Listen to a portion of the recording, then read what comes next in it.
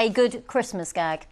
Now, health workers from across the UK have gathered at King's Cross this afternoon to hold a multi-faith vigil for those suffering in the conflict in the Middle East. Leaders from the Jewish, Muslim and Christian faiths are uniting to call for a ceasefire and to pay their respects to the lives lost.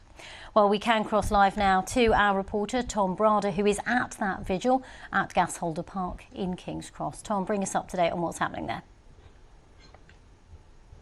Hi, Regina. We're just about 30 metres away from where the vigil took place, between 100 and 200 people attending, organised by health workers for Palestine and showing solidarity for health workers who have been killed in the conflict. I'm joined by three people who attended today's vigil.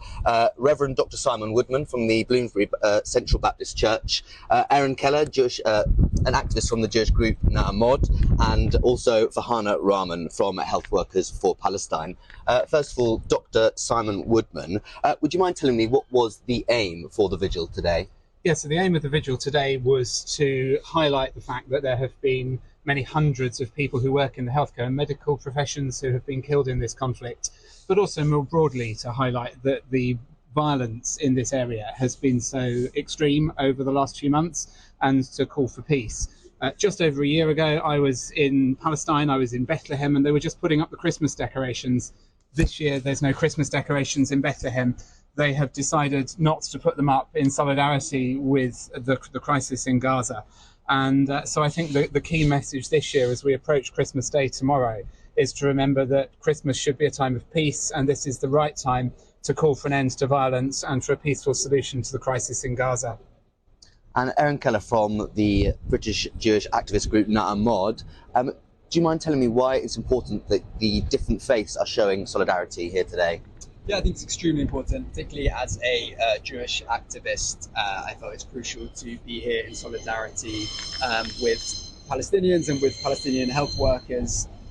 There are unfortunately so many narratives driven by politicians and parts of the media that seek to divide our communities, that seek to suggest that Jewish safety can only be secured through Palestinian suffering, and I'm here to reject that sentiment wholeheartedly and to reaffirm the grievability of all people, regardless of religion, regardless of background, regardless of creed, to be united here in our shared humanity and to take a moment as we enter this very busy festive period to ensure that we don't become complacent, that we take a moment amid the celebrations to recognize the unfathomable loss and devastation that's taking place in Gaza right now. And Fahana, you are a healthcare worker. Can you explain to me why it's important that you've held the vigil today? Absolutely. I think as healthcare workers, we deeply understand the human cost of what's unfolding. And ultimately, what connects us is our humanity. We have more in common than what divides us. And we really wanted to create a space here today where through faith, through the arts, through everything that is beautiful and sacred, we wanted to create a space for healing so that we can come together and really use this as an opportunity to fuel us to keep going, to keep moving towards justice and peace.